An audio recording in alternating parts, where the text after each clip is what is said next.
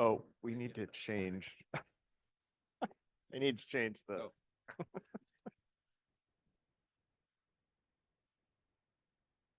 Well, for those of you that were in the morning session, welcome back. For those of you that are just joining us fresh, welcome. And particularly welcome to those people who are joining us by Zoom. Just a couple of administrative announcements. If you did not attend the first session, in the event of a fire alarm, we have 2 exits that we will use on either side of the room here. We'll then go out the main doors and end up at the end of the Holiday Inn complex by the Amber Restaurant, and we will let the emergency services do their things. My name is Peter Jensen. I'm going to be moderating your program today. Just a reminder, this is going out over Zoom. Therefore, if you have a question, please raise your hand and use the microphone so that the people out there in Radio Land can benefit from your question and answer. Our presenter this afternoon, again, is going to be Mike Engleson from Wisconsin Lakes. Excellent presentation this morning. And Mike, I'm going to turn it over to you for round 2. Thank you. Thank you, Peter. Welcome to those of you who weren't in the first part of this. So, and thank you for everyone that said, well, that wasn't that boring. I'll come back for round 2. So the first part I talked entirely about the state budget process. We're now going to talk about general legislation. And as I said this morning, as there had not been a whole lot of activity yet on the budget, there's not a whole lot of activity on general legislation either. So I'm not going to be going through a litany of bills today, which gives me some time to talk a little bit more about the process of how bills get enacted. We went through the budget process. We're now going to talk about how general legislation works. This will be a little bit shorter than what it took to go through the whole budget, depending on how many questions you have. And feel free to ask questions as I go along. But again, if you do ask a question, wait until Peter can get to you with the microphone so the people online can hear what you want to know. So we're going to look at the legislative timeline, do that little bit of a primer on legislation, and then we'll talk about what's happening in the legislature and how you can influence it. But before we do that, just in case there's anybody in the room left that does not know who Wisconsin Lakes is, we're the Association of Lake Organizations in the state and a conservation organization. We're a 501c3 nonprofit. We do lobbying. Little teaser for the next session after the break, where we'll talk about how to be an advocate and what you can actually do as an individual and as an organization. C3s can actually do lobbying. But in addition to that, we do education and technical assistance for lake organizations and participate in events like this. As I said in the first session, we can only do so with your support. So if you're a member, either as an individual or an organization, thank you. We really appreciate that. And if you are not or inclined to give maybe even a little bit more, you can check us out at our website and make a donation. This is a bit of a reprise from session 1, but in terms of the legislative timeline, legislature sits for 2 years. So the new legislature was seated after the 2024 elections at the beginning of January. So we're at that yellow line right there. Most of what the legislature is doing right now is budgetary work, which we talked about in the first hour. Now we're going to talk about general legislation. There was a little bit that happened here. It kind of tamps down because there's a lot of people are spending time on budget issues. But there are bills that are introduced throughout this period. They'll take a break for the summer, usually go home to their home districts. Sometimes they'll have town hall meetings and stuff like that over the summer. We'll see if that happens this year. Then they'll come back in November, and this is the main period of time from like November of 2025 into 2026, where most of the general legislation passing will happen. Honestly, most of it will probably happen on like 2 or 3 days, maybe as early as January.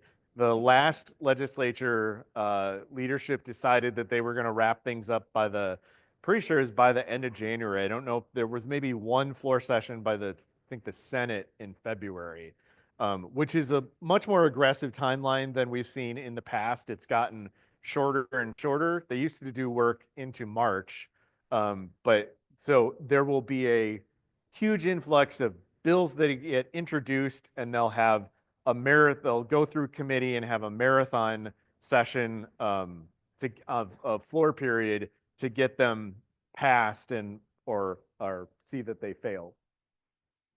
So that is like when you're thinking about general legislation, that's a really important time to be paying attention to stuff that happens. You can often have a bill that you don't expect that might be about an issue that's important to you, either positively or negatively, that pops up all of a sudden and goes through this whole process that I'm going to talk about within, maybe a week, which is extremely fast and can be really complicated when you're trying to get public input on something. I'll skip over that since I talked to it last time. You don't have to understand this entire slide. It's loud and messy on purpose to kind of show how complicated it is for a bill to get to passage. I'll break down each piece of this. It's not quite as for those of us in the room that remember the old cartoon with the little bill on the steps of the Capitol. It's a little more complicated than that, though pretty much right along that line. So it starts with, you want to pass a bill, you got to get one drafted. So sometimes this will be a legislator's idea on their own. Often it's an organization or an entity.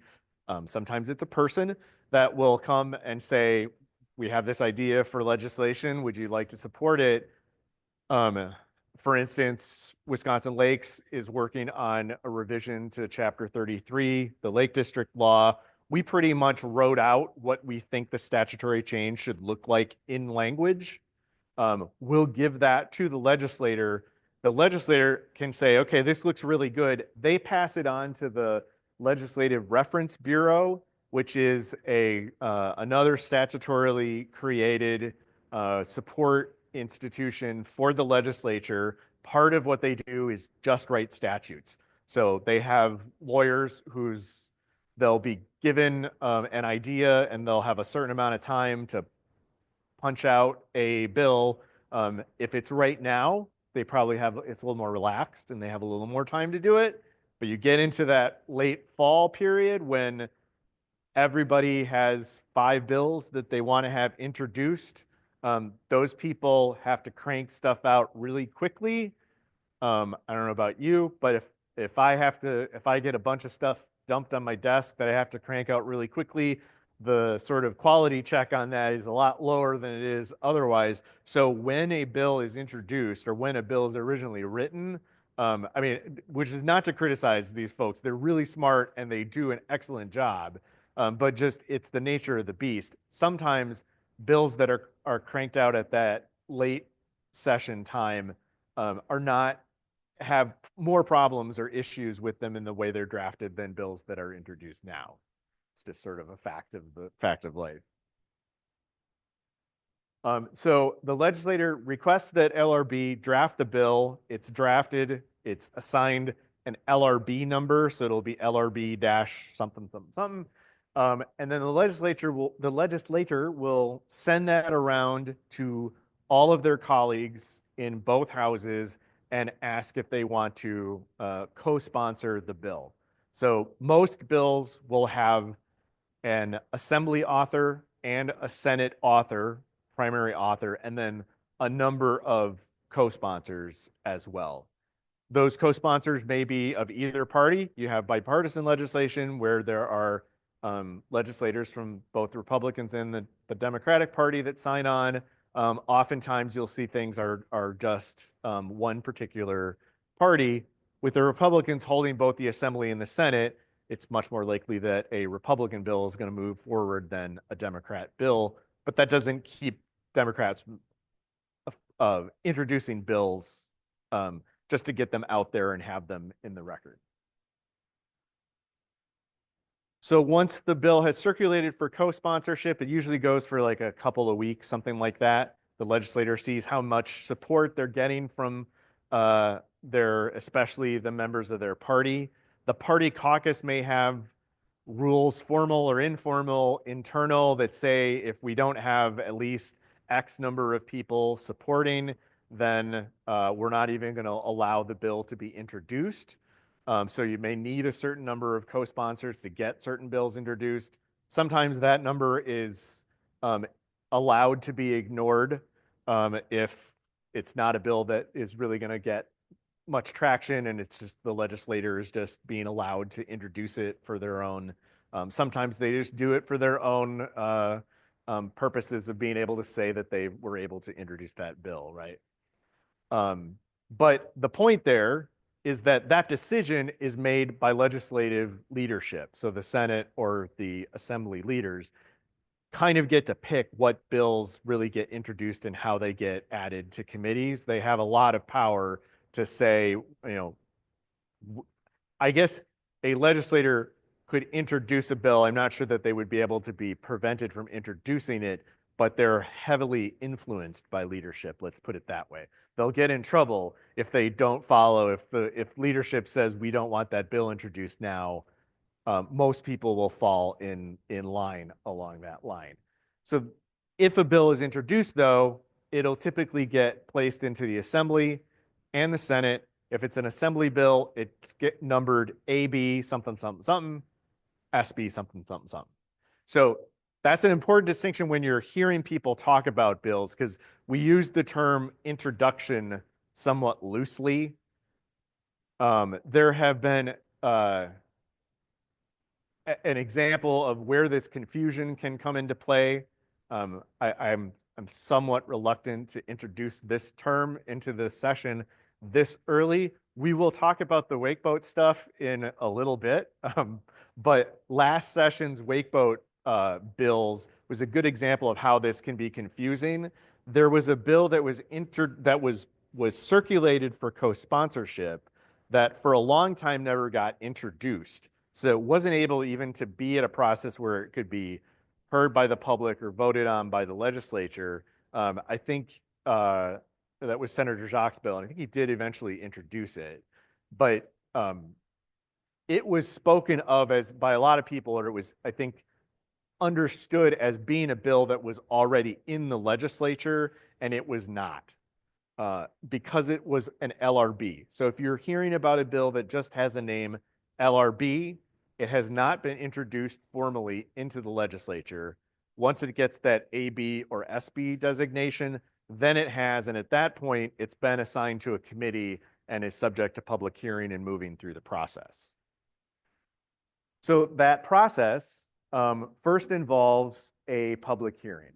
So what committee the bill gets assigned to that's a leadership decision as well. Not every bill that is an obvious topic related to natural resources gets put into natural resources. We've had a natural resource bill in like local government. I'm trying to think of the weirdest committee that I ended up testifying in front of. It was like transportation or something like that. I think because it was like, I think that was the bridge on within the shoreline zone. It was a shoreline zoning bill, but it had bridge in the term, so in the bill, so it got put in a committee which is important to consider, because the people on the committees learn about the subject matter of their committee. So if they get a bill that doesn't really relate to their committee, there may be additional education necessary to get them up to speed to understand the subject matter. If it's a Lake District bill that gets put into sporting heritage or something like that, those legislators rightfully may never have heard of the term Lake District and have no understanding that it's a governmental body versus a association that's a nonprofit, for instance. So that's an important consideration when you're thinking about how to talk to legislators on committees, whether they fully understand the topic that it is that the bill is about. The committee chairs then, once they get the bill, get to decide whether there's going to be a public hearing. Sometimes a bill will get assigned to a committee, and either because leadership says so, or the committee chair just decides they don't want to, there isn't a public hearing on the bill. There's probably more legislation. I've never actually looked at this, but it would not surprise me if there's not more legislation introduced that never gets a public hearing than there is that does. But if there is a public hearing, it's usually at the Capitol, oftentimes in one of the small hearing rooms, because the committees are small. And so if you have a lot of people coming to testify, it can get really cramped and hot in there. They have some rooms that they'll sometimes move to that are a little more comfortable.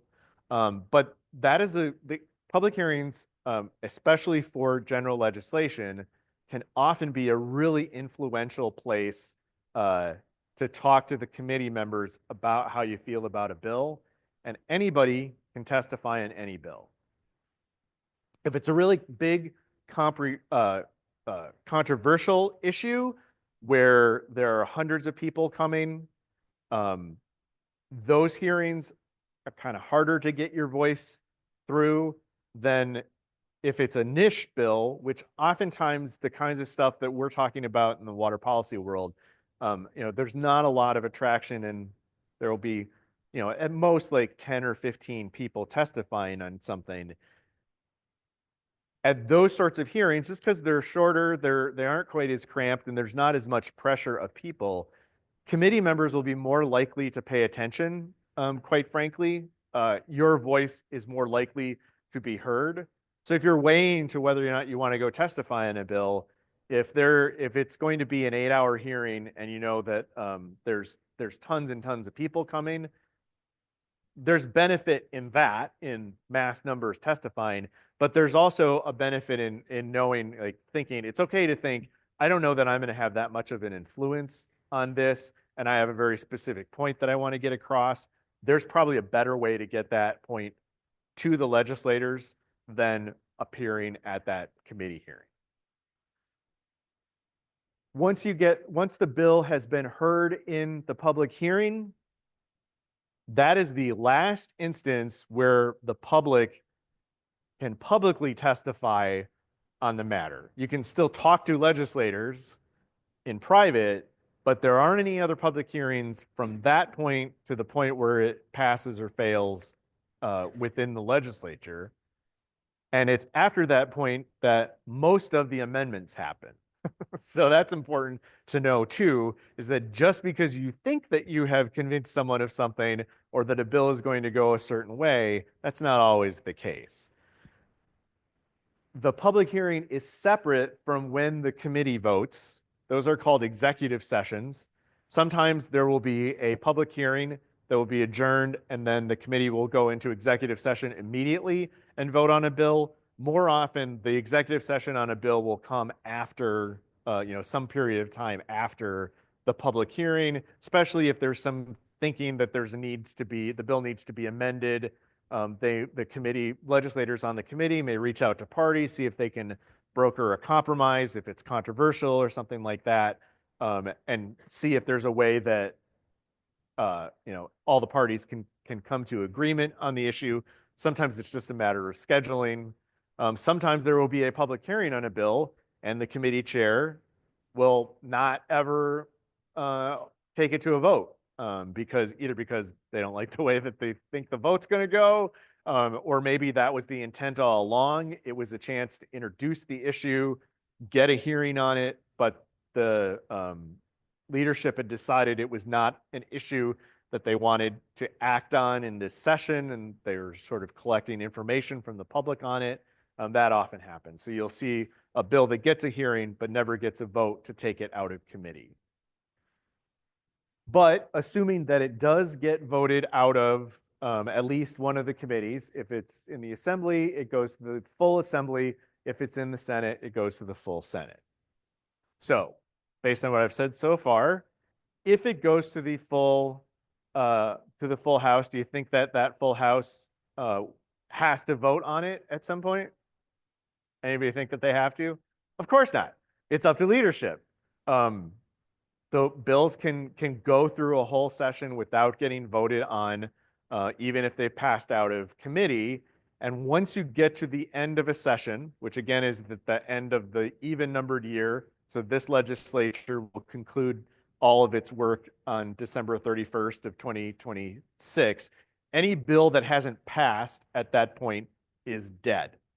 It's as if it was never introduced. It has to go through this whole process again in the new legislature. So oftentimes the tactic of if it's easier for the legislature to not take a vote on a bill is to just let it sit and just let it fade into the sunset as the ball drops and we go into a new year. We actually saw that with the wakesports bills last session. They just well, they never even had a committee meeting, right? Yeah, yeah. Senator Felskowski's bill never was introduced into a committee, never had a committee meeting, never went to the legislature. It died on December 31st. Yeah, she did have town hall, so there was a considerable public input, which is a good illustration that even if there's not a hearing, even before there's a hearing scheduled, even before a bill is introduced into the legislature, the public can have a pretty big impact. We in these days of big money in politics, and very deep partisan divide, we often think that we don't necessarily have a whole lot of power and is it worth being involved? That was a bill that many of you stopped from moving forward almost before it got introduced because of the way that everyone reacted to it. So there are some bills that maybe are preordained, and if they're pushed by if leadership is especially interested in getting them passed, they will push them through. But we do as citizens still have influence, despite the outsized influence of money. And hopefully that's even more true now than it was, because this legislature was voted in under the new set of maps, which are more balanced and, at least on paper, should make sitting legislators more, if they want to get reelected, need to appeal to their general constituency more than lean to the base.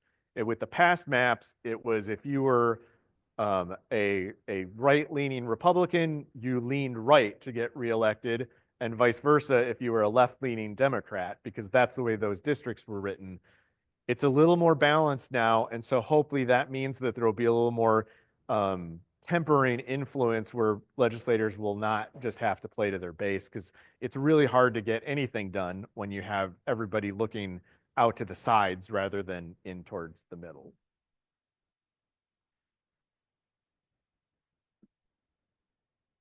So once it's in the full Assembly or full Senate, it is voted on. The bill that passes that can get to the governor has to be the same in each house. So the way this works usually with general bills is that maybe the Assembly, it doesn't matter which one it is, but let's say that the Assembly passes a bill that immediately gets messaged over to the Senate. They're probably going through a process on the identical bill with the SB number. They have a couple of options. They can vote their version of, if their version in the Senate is slightly different, they can vote on that and send that over to the Assembly and ask the Assembly to approve it. Or they can approve the Assembly bill, and then the bill will go to the governor. They could take that bill that got messaged over from the Assembly, further amend it, and send it back to the Assembly. But so there can be a little bit of back and forth. It usually doesn't ping pong more than once or twice. Again, leadership works from each house tends to work together to try to make sure that when stuff is up for passage, they know it's going to pass and they know it's going to get through the other house in the same fashion. That's not always true, but for the most part, especially if they want something to go through to the governor, they'll have it. They'll know what the votes are going to be before they actually take it to the vote, and so that process usually works pretty smoothly. But it could theoretically ping pong back and forth as many times as it needs to before it would actually get passed and moved on. Once it gets to the governor has two options in this case. With the budget, we talked about it being an appropriation bill, and so the governor having a partial veto. In this case, the governor does not have a partial veto. It's either you sign it or don't.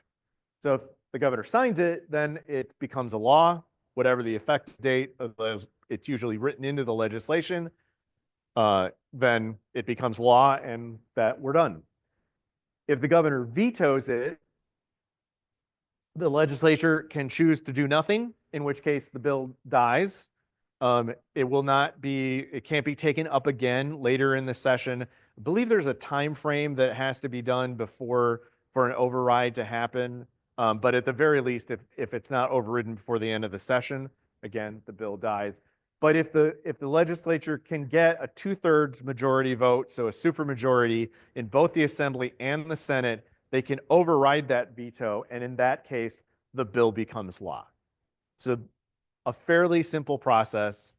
I believe that right now, I think the Assembly has enough people in the majority party to override a veto, but the Senate does not. So there would have to be Democrats that came over and voted for the override for that to happen. I may have that flipped, but I believe that's correct. Any questions on any of that up to now? Nope, we got one right behind you, Peter. I think I know the answer to this, but are both parties interested in voting or not? I know. Voting on bills?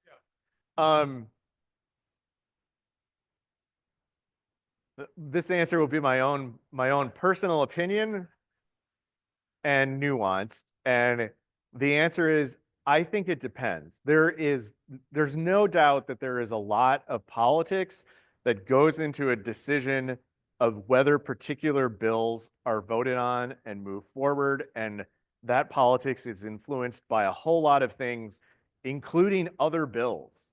So sometimes if there is a controversial bill that's out there, other stuff might get held back because of that, because they want to deal with that. Or other stuff might get pushed forward because they want to take care of that before the controversial thing comes up. What an issue is that becomes in the forefront of the public's mind can influence what types of issues get taken up at a particular time. So there were some environmental things that were going through early in 2020 that all of a sudden we're like, oh, we're not going to pay attention to this because there were a whole bunch of things happening in 2020 that the legislature wanted to look at or decided not to look at all as a result because they didn't want to do anything at all. A lot of people have said that this legislature does not like to give things to the governor, who is of the other party, to sign very often. So we've not seen a whole lot of bills get passed, possibly just because of that. Is that meant some bipartisan supported legislation has not gone through because of that level of politics? It's my last policy talk. I would say, yeah. Yeah, Mike, I've got a question regarding the reference bill that you mentioned on the wave surfing. Last year, it was put out by two senators. It was very much crafted similar to the boating industry in several states that So only have I'll stop reservoirs. you. I'll stop because I will get to that at the end. And it wasn't the legislative reference bill. That was Senator Felskowski's bill that actually was introduced. Right. So put a pin on that question and we'll get to it at the end. Okay, sorry. For those of you who don't know Scott's very enthusiastic and usually asks questions that provide me with a coming soon message. So, yeah, okay, one more and then I want to get into the. I just have to ask. It seems like a glacial political process or politically glacial process. I don't know. But for all of the bills that are introduced, what percentage get passed?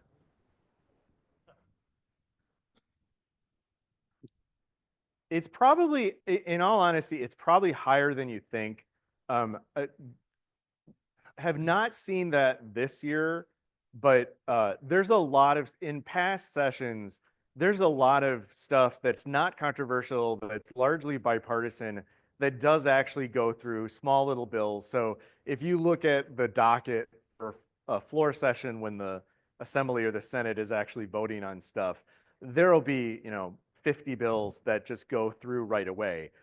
And I think it's also important to note there are a lot of bills that legislators just introduce for the sake of introducing them. There's an understanding on their part that nothing is ever going to happen with those bills. So they may be things that they're interested in. They may be trying to just get an issue out into the public. They may be, and this is a moment if you're playing goose chase, pay attention to this. They may be bills that are introduced just on the behalf of a specific constituent or group. I like to call those for a guy bills, because honestly, it's usually a guy, and it's usually something very specific, and you're like, why on earth was that bill introduced?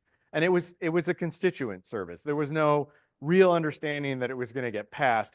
Sometimes they actually end up being actually considered, and they can make massive policy changes to a subject that you don't actually, like, it was not considered what the consequences of that would be. But those sorts of things do happen. I don't have an exact percentage of what doesn't get passed, but I wouldn't necessarily say that is, if it was high, I don't think that's actually an indication of a problem. All right. Thank you. Okay, let's get into first off, what we aren't seeing this session. So far, I haven't seen a whole lot of the for a guy stuff. I didn't go back and look at past, I don't even know if I could do this, but I didn't go back and look at past sessions to see how many bills are usually introduced by March or April in a new session. But I feel like it's a lot less. It's like in the hundreds right now. I think it's less than 200 last I looked. Maybe the Senate has more than 200 now. There will be, the bill numbers will be up above 1,000 by the end of the session. But I feel like legislation is not being introduced as quickly. So that volume is way down from what it has been. And as you'll see, there's not a whole lot of bills to talk about right now. And in fact, two of the things are more things that we're working on than things that are actually in the legislature. And I attribute that to a handful of reasons, I guess.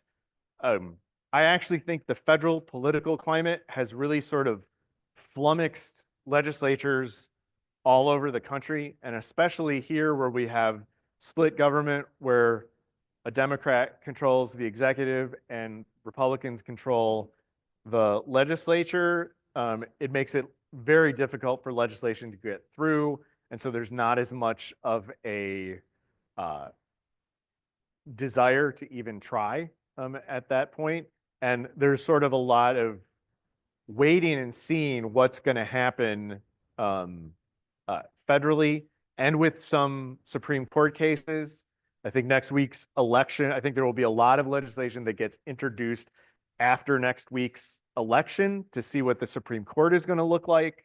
I think that probably is holding some things back as people are gauging whether, even if a bill would pass and get enacted, how are the courts going to be interpreting it? That can influence how things get written.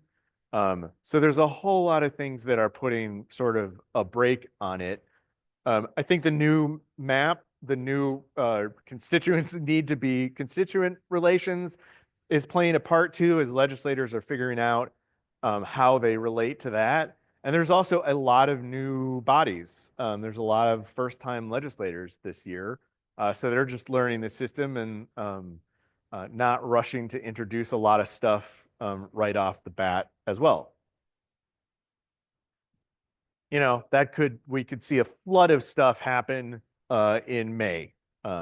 We could see, I still anticipate that there will be a healthy amount of stuff that happens in November and December in that sort of end of session rush before they close up for business in January.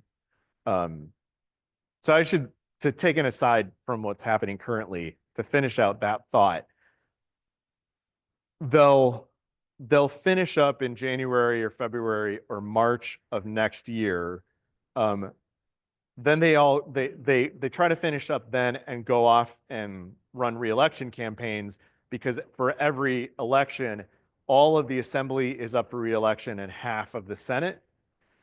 That doesn't mean that the legislature is not technically in session until the end of 2026. They are. So there could be committee hearings that go on in the summer of 2026. And then after the election, they come back for sort of a mop-up floor period. There's usually not a whole lot that happens in that time period, but technically there could be bills that are voted up or down. Generally, they don't, because they want to let the newly elected legislature decide on those issues or deal with those issues in January as it goes. I think also you have to understand that there's a lot of power and games that can be played by individual legislators on this. Mike and I worked on a bill, I don't know, a number of years ago, passed through the Assembly, passed through the Senate committees without any problem, went to the floor, and an individual representative on the floor issued an amendment to the bill, which would then send it back to committees, and it died at that point in time. One person basically flummoxed the whole thing. Yeah, there are ways that they can do this, and that's unfortunate. That was not an intentional act to kill the bill that we had been working on. I'm assuming you're talking about the bid level. Yes. Yeah. So it was a bill that would have increased the level, the threshold where a district would have to put purchase of services or items out to bid from $2,500 to $10,000. It was not controversial at all. This was in one of those late night sessions that were a marathon. There was a completely unrelated issue. I think it had to do with PFAS, but I don't remember 100% for sure. But the bill was amended, had passed the Assembly, and a senator moved to amend the bill to put this other piece of legislation into that bill. Had absolutely nothing to do with it. That legislation was controversial, and it hadn't passed in the first instance. It was a way to try to get around the bill not getting accepted originally, and it killed our bill as a result. And then, I'm pretty sure that was the COVID. I'm pretty sure that was 2020. There was still time where we could have resurrected it. There was a chance we could have gotten the amendment stripped, but the pandemic hit and the legislature stopped doing anything at all. Peter's absolutely right.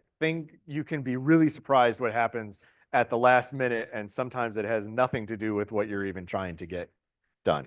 Yes. So this is a related question, and it may be outside the scope of what you want to talk about, but it's something that I've been curious about. There's an election coming up April 1st that's going to decide the makeup of the state Supreme Court. But do you understand when that new court takes effect, and at what point is it too late to get cases before them that might affect how different bills are, looking to come forward? I don't know if I made myself clear. Yeah. I think there's a time frame, and I don't know if it's things that they have to have been submitted to the Supreme or accepted by the Supreme Court by a certain point. I just am curious, because big picture wise, that also makes a difference. Maybe somebody else knows.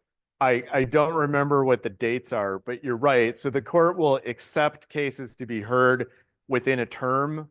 I think that term concludes relatively soon, and I think the new justice will sit in the fall. I have in my head September or October, but I'm not sure that's entirely correct. I don't think that there will be new legislation or new cases accepted probably until at this point. I think what the court's going to hear is set at this point. I may be totally wrong on that. However, I'm like only about 60% sure. So, Peter. Yeah, we've got there's a local case that we are involved with that has been appealed to the Supreme Court. And basically the answer is they're not going to accept any cases. This shouldn't be heard anyway. It's kind of a Hail Mary pass and stuff like that, but it is not going to be accepted. And if it's our understanding from the attorney, if it has to be reintroduced with the new court, the time for filing has expired. So there's a lot of other little details. Sure. So that's a half answer. All right. So we know what we aren't seeing so far this session. Let's talk about what we are. And I really debated whether I could just like take last year's presentation for this section and just reuse the same thing because it's pretty much Groundhog Day. Same thing over again. So I'll talk about three pieces, PFAS, our Chapter 33 revision, and then get into the wakeboat stuff. And we have until 10:15, right? All right. PFAS those are the forever chemicals. They're not new chemicals, but sort of newly recognized pollutants that have been getting a lot of attention over the last few years. I'm not going to spend very much time on this at all. I am not an expert on these bills. They tend to be more ground and drinking water related at this point. We're seeing some surface water contamination, but it's not an issue based on capacity that Wisconsin Lakes has spent a whole lot of time on. There are other conservation organizations in the state that are very dedicated to this. So if you want more information, the River Alliance of Wisconsin does a lot on PFAS, Clean Wisconsin, Midwest Environmental Advocates, League of Conservation Voters, groups like that. But there are two bills that have been introduced. One would exempt a whole list of entities from the spills law. The spills law is a law in the state that sort of governs how enforcement and compensation for spills of pollutants and things like that are taken care of. There's another bill, AB 131, SB 128, that would implement a whole bunch of things on programs and requirements relating to PFAS, and I've listed them all there. You can see there's a whole bunch of them. This bill is largely the same as the bill that was introduced in the last session in relation to this. If you're here, we're here for the budget session. We talked about there was money appropriated in the last budget to go to PFAS work. This was the bill basically that they introduced in order to use those funds. Most conservation organizations, there are in principle a lot of good things in this bill. The particular line items are not necessarily objectionable, but a number of conservation organizations don't like the way the funding is being spent, and it tends to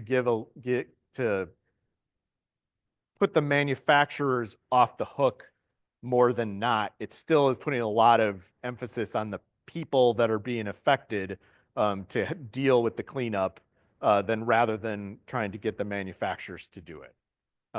So there is language in the governor's executive bill that it's a lot of the same programs. If you look, they match up much the same, but the way the money is spent and how it's being how it's within each item, how it's being dictated to be spent would be probably considerably different than that.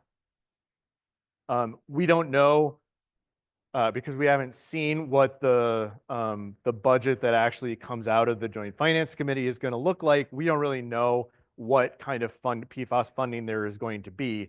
The one thing I would say is that everybody agrees that this is an issue, and it wasn't an insignificant amount of money that was appropriated last session. The argument just came over sort of who is liable for it, and are we spending taxpayer dollars when really the problem should be be funded by the people that caused the problem in the first place. So for this is truly Groundhog Day, because this goes back, like, probably talked about this 4 consecutive lake conventions, I would guess. We've been working on a revision package for Chapter 33, which is the state statute that governs lake districts. The QR code, I love generating QR codes with Google, by the way, because you get the nice little dinosaur. And as far as I know, that's a safe QR code to scan. I know that QR codes aren't as popular as they were a little while ago. But that'll take you to a web page where on our site where we have the PDF of exactly what our changes are and some summary language so you can have a sense of what it is that we're looking at. We haven't changed anything since last year. We had a legislative sponsor that we were in the process of getting a bill drafted, and frankly we just ran out of time. It wasn't given priority by leadership, and not because there was opposition to it, but there was just other stuff that ended up going on. And then, as I said earlier, the last session ended. They ended most of their legislative work by the end of January, and so where we thought there was more time, the clock just ran out on us. We are likely going to be getting a lobbyist that will be able to specifically lobby for us on this issue, and that's going to help move the thing through more quickly than trying to get me and volunteers to do it. And so I am hopeful that we will have a bill at least introduced by fall, and that it will pass, if not sometime by the end of the year, at least by the end of that rush in January. Nothing that we're proposing in this bill is particularly controversial in terms of statewide policy. And I'm laughing for those of you online. One of the reasons this whole process started is because Floyd Schmidt, who is in the audience, proposed one of the changes, like probably 57 years ago or something like that. Yeah, well, I think it was when you were in Lake Leaders. So it was, which you're.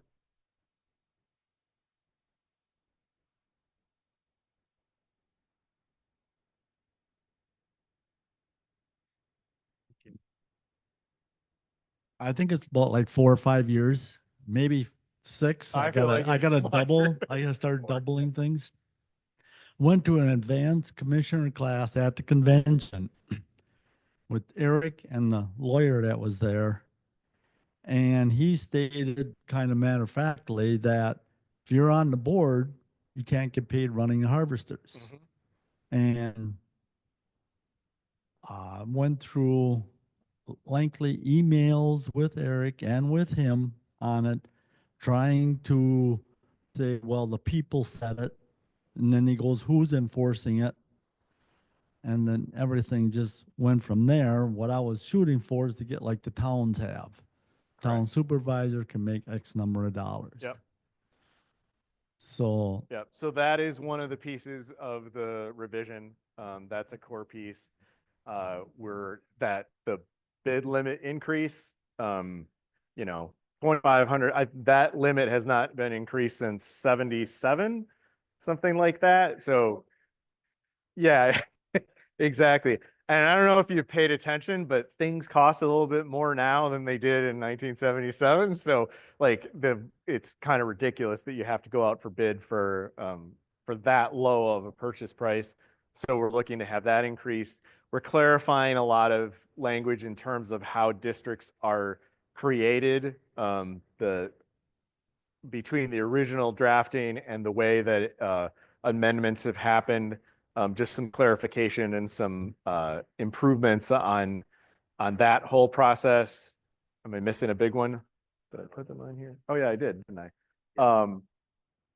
We want to allow when a district starts up, there's no obvious way to get funding to run for the first year because you can't collect taxes until you've actually passed what the tax is going to be. So there's a lag there, right? So there was no mechanism for a district to to fund themselves initially. So this would allow them to basically finance the first year of operation.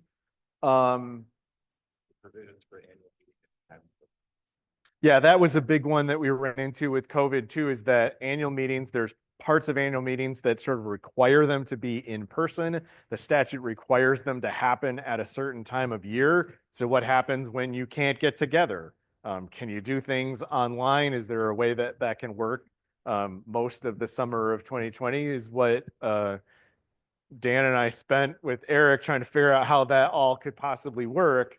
So we're adding in some language into the statute that helps with that clarification. There's no process to recall a malcontent commissioner. Yeah, so as Dan used in the district commissioner training example, if somebody's accused of fraud or is convicted of fraud, or even outside of their commissioner's duty, like kills someone and goes to prison, there's no way to remove them as a commissioner under the statute right now. So we're trying to get that piece fixed. Yeah. And I just have to give a little commercial announcement and stuff here. You know, the stuff that's in this bill, we think is common sense. It should be passed, but that doesn't mean that you don't need to get out there and send letters to legislators and make some noise on this. And I would like to point out that in some cases, you know, if you're sending a letter, you have to remember you're putting it in writing. It's going to get to somebody. That's very important. I think that's much more important than handballing some legislator somewhere. And the reason I say that is you have to remember that the elected official has a whole lot of stuff going on. This stuff gets read by their staff, and their staff is actually probably more important in influencing the legislators. Say, listen, vote for this, vote against this, than sometimes reaching the person is. You know, don't give up on it, and attend the hearings and things like that. Otherwise, if you give up your chance, you never know what you're going to get. So, okay, we're running out of time here. I want to make sure that we get to this issue, and maybe it's related to that anyway. So, so we'll move on to the wakeboat issue. Still hold off, Scott. Since the last time that we talked a year ago, a coalition has been created by Wisconsin Lakes, the Wisconsin Wildlife Federation, Lakes at Stake Wisconsin, Last Wilderness Alliance, and Wisconsin's Green Fire. We were the 5 groups that sort of spearheaded this effort to create a coalition around pushing for reasonable legislation that would regulate creation of enhanced wakes. And we have over 70 groups. I think we were at 74 when the week started. I don't know if we tipped over to the 75 scale, but everything from lake organizations to hunting and fishing clubs and groups. We've got businesses that are in there. So what our platform has been to work towards some meaningful legislation. Our pillars have been preservation of local control. So local ordinances would stay in effect. Towns, cities, villages would still be able to enact their own ordinances. But statewide, enhanced wake production would be restricted within, so it could not occur within 500 feet of shore or in 30 feet depth of water or shallower. And then, so those are the pushes that we've had for legislation in this session. We're also working on the issue of what to do about the ballast tank problem. Wake boats especially have ballast tanks that don't drain fully, and so there's a risk of transport of aquatic invasive species from lake to lake because that water doesn't drain. So trying to influence DNR to do some things, possibly some legislation, but really our focus early on in this session has been on those first 3 bullet points because we believe there is a possibility that we could get something through. This is not a bipartisan issue by any stretch of the imagination. This is who is on which side of this issue is largely dependent on non-political factors, I would say. What we're trying to do is balance the right of everyone to enjoy surface water. So this is not an attempt to ban. There have been some publications that it said this is an attempt to ban all towed water sports. That's not true. Water skiing, wakeboarding, if it's towed, if it's not using the creation of enhanced wakes, it's the enhanced wakes that we believe are causing problems both for private property, for public safety, and for destruction of habitat and shoreline and problems with the lake environment. So the objections I often get, number one, what about enforcement? How is this ever going to be enforced? 100% enforcement's never achievable on anything, but we often pass bills that create restrictions on activities that we know are not going to be enforced. Speed limits are a great example, as is the 100-foot from shore limit on slow no wake for motorboats now, and the similar 200-foot for personal watercraft. What those do, though, are they set community norms. So people begin to understand it's not so much about, is this person operating this wake boat within 650 or 750 feet shore? They are understanding that there is a law that says we shouldn't be within 700 feet from shore. And hopefully that gets people thinking about, why is that? I don't always understand why there's a 45-mile-per-hour speed limit in the middle of nowhere. I may not slow down to 45, if I'm being honest, but I do slow down because there's probably a reason for it. Like someone, maybe there's a school over the top of the hill that I haven't seen. Eventually, it normalizes this behavior and will hopefully reduce impacts of the activity. How do I know that there are impacts to the activity? Well, I know by science. Science is a really hard topic to discuss right now because you either have, there's lots of studies that get put out by lots of different people, and there are lots of people who say, I don't agree with those studies. I can't tell you what to agree with. I can't tell you, I can say that I believe the studies that I believe in, and someone else is going to tell you something differently. So you kind of have to go with how the level you trust of the messenger. I look towards who funds a particular study. I know that when we started this issue, I think I first heard about this probably 10 years ago, something like that. For a long time, I said, it's not time for legislation because I haven't seen science that I feel really shows that there is this true backing for these standards. The St. Anthony Falls Laboratory study from the University of Minnesota and several other studies that have provided similar ideas, but I think St. Anthony Falls is probably one of the best because it was blind crowd funded. It was not sponsored by an industry or by specific organizations. And I know from having talked to those guys that they just wanted to find out what actually the numbers show. And the people I'm not a scientist, I'm a lawyer. So I depend on other people, experts, to help me understand things. People that I trust told me that's good science. So I feel personally comfortable that, somewhere in the range of 700 feet, 30 feet depth is scientifically defensible, and that's why we support that issue. There are other people that will tell you different, and everybody kind of has to come to their own conclusion on that, right? Currently, our bill's status, unclear. There is likely going to be, or we have heard at least that there's a high chance that there will be a bill supported by the wake sports industry that'll be introduced very soon. It mimics the one that was introduced last session. It mimics ones that were introduced around the country. We don't know what it's going to be in, and I don't like to talk about bills and hypotheticals because you get people excited about things that don't actually, when it doesn't come to occur, when it's not as bad, then it's harder to get people excited again. But there's a good chance that it could have a basic limitation on 200 to 300 feet from shore, and also elimination of local ordinance possibilities altogether. So it would wipe out existing ordinances and prohibit local control on new ones. That obviously is something that we would fight heavily. I personally don't think it's very well supported in the legislature. I actually think that would have a difficult time to get passed. And it may be that they introduce these as separate bills. We just really don't know where exactly it's going to go.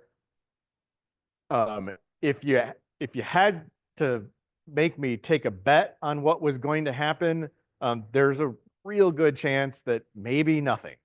Maybe we will go through this whole session again, and there's just not enough agreement within. It really comes down to within the Republican caucus of how to deal with the issue. There's a lot of money that's getting put into legislative offices by the industry. I'm not going to tell you that that doesn't have an impact. It certainly does, but we are certainly doing our best. Another quick pitch to end the session. The lobbyist that's helping with this, the sort of the fiscal entity that's helping pay for his work is Lakes at Stake, Wisconsin. So if you are interested in contributing to that effort, we encourage you to talk to Lakes at Stake, and that donation will go through and help with that, pay for that lobbyist. He needs the mic. Okay. Yeah, thanks. Dan Butkus, president of Wisconsin Lakes. I want to pull something up for you guys. If you are interested in helping out with the lobbyist, you can, Scott's here. They've got a table for Lakes at Stake. You can go to lakesatsstake.org on the internet. There's a donate button. And, you know, if all else fails, you can send a regular check to Lakes at Stake, Wisconsin, P.O. Box 635, Cedarburg, Wisconsin, 53012. Their addresses and their website. So, thank you very much for considering that. All right, we're out of time. Thank you, Mike, for a wonderful presentation. Please, just as an administrative announcement, on your way out, if you have cups, saucers, empty vodka bottles, whatever the case may be, if you would put them on the back table so